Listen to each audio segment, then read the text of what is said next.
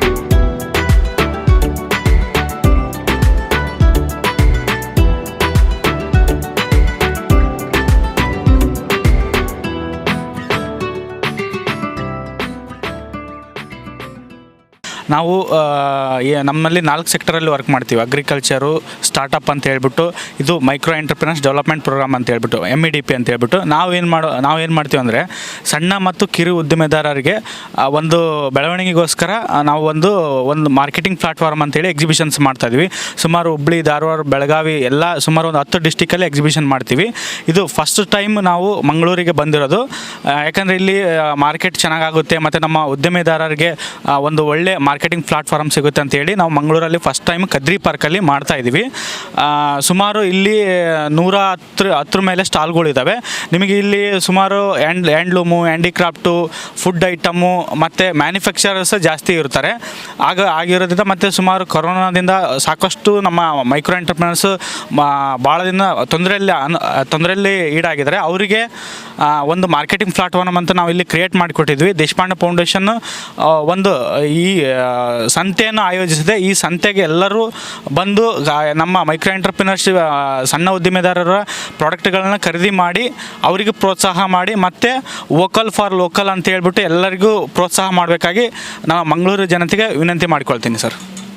ದೇಶಪಾಂಡೆ ಫೌಂಡೇಶನ್ನ ಆಯೋಜನೆ ಮಾಡಿದಂತಹ ಉದ್ಯಮಿ ಸಂತೆಯ ಪ್ರಯೋಜನ ಪಡೆದುಕೊಂಡಂತಹ ವ್ಯಾಪಾರಸ್ಥರು ಫೌಂಡೇಶನ್ ಕುರಿತು ಮೆಚ್ಚುಗೆಯ ನುಡಿಗಳನ್ನಾಡಿ ದೇಶಪಾಂಡೆ ಫೌಂಡೇಶನ್ ಸಂಸ್ಥೆ ವ್ಯಾಪಾರಸ್ಥರಿಗೆ ಉತ್ತಮ ಅವಕಾಶ ಮಾಡಿಕೊಟ್ಟಿದೆ.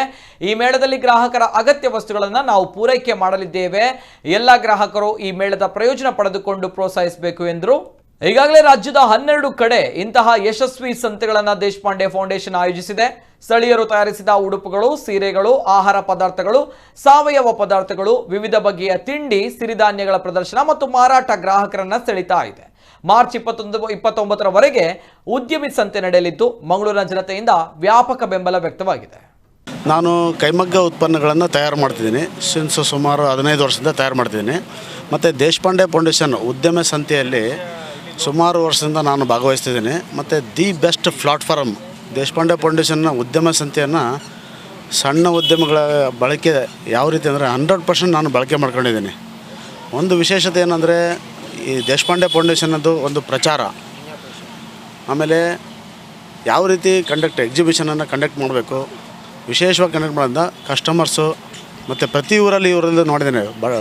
ಶಿರಸಿ, ಕುಮಟಾ, ಹುಬ್ಬಳ್ಳಿ, ಧಾರವಾಡ ಮತ್ತು ಮಂಗಳೂರು ಪ್ರಪ್ರಥಮ ಬಾರಿಗೆ ಬಂದಿದ್ದೇವೆ. ಇಲ್ಲಿ ಕೂಡ ಗ್ರಾಹಕರದ್ದು ಒಂದು ಉತ್ತಮವಾದ ಪ್ರತಿಕ್ರಿಯೆ ಇದೆ ಅಂತ ನಾನು ಭಾವಿಸ್ತೀನಿ. ಮತ್ತು ಮಂಗಳೂರದ ಜನತೆಯನ್ನು ಭಾಳ ಸಹಕಾರನೂ ಬಯಸ್ತಾ ಇದ್ದೀನಿ.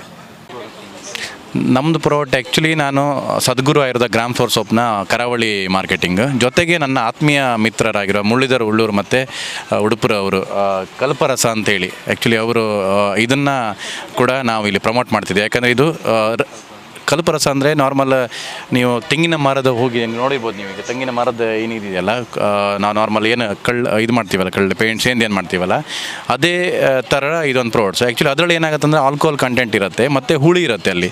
ಆದರೆ ಇಲ್ಲಿ ಹಾಗಲ್ಲ, ಆಲ್ಕೋಹಾಲ್ ಕಂಟೆಂಟ್ ಇರೋದಿಲ್ಲ. ಇನ್ನು ನೋಡಿರ್ಬೋದು ನೀವು, ಆಲ್ಕೋಹಾಲ್ ಕಂಟೆಂಟ್ ಇರೋದಿಲ್ಲ. ಮತ್ತು ಇದರಲ್ಲಿ ಏನಂತೇಳಿದ್ರೆ ಯಾವುದೇ ನಿಮಗೆ ಹುಳಿಯಾಗಿ ಇರೋದಿಲ್ಲ. ಮತ್ತು ಇದು ಪ್ರೋಸೆಸ್ ಬೇರೆ ಥರ, ಅಂದರೆ ಅದು ಇದು ಕೋಲ್ಡ್ ಪ್ರೋಸೆಸ್. ಅಂದರೆ ನಿಮಗೆ ತೆಗೆಯುವಾಗ ಕೂಡ ಐಸ್ ಏನು ರೈತರಿಗೆ ನಾವು ಮರ ಹತ್ತಾರಲ್ಲ, ಅವರು ಕೋಲ್ಡ್ ಐಸ್ ಇಟ್ಟು ಅದನ್ನು ಇದು ಮಾಡಿ ತೆಗೆಯುವಂಥದ್ದು. ಜೊತೆಗೆ ಇಲ್ಲಿ ತಗೊಂಡು ಬರುವಾಗ ಕೂಡ ಐಸ್ ಹಾಕಿ ತೊಗೊಂಬಂದಿರುತ್ತೆ. ಈ ಕುಂದಾಪುರದಲ್ಲಿ ಇದೆ ಆ್ಯಕ್ಚುಲಿ, ಜಪ್ತಿಯಲ್ಲಿ ಅವ್ರದ್ದು ಯೂನಿಟ್ ಇದೆ. ಕುಂದಾಪುರದಲ್ಲಿ ಈಗ ಸದ್ಯ ಇರುವಂಥದ್ದು ಕುಂದಾಪುರದ ಮಾತ್ರ ಅವ್ರದ್ದು ಒಂದು ಏನು ಸೇಲ್ ಮಾಡುವಂಥ ಇದಿದೆ, ಮತ್ತೆಲ್ಲಿಲ್ಲ.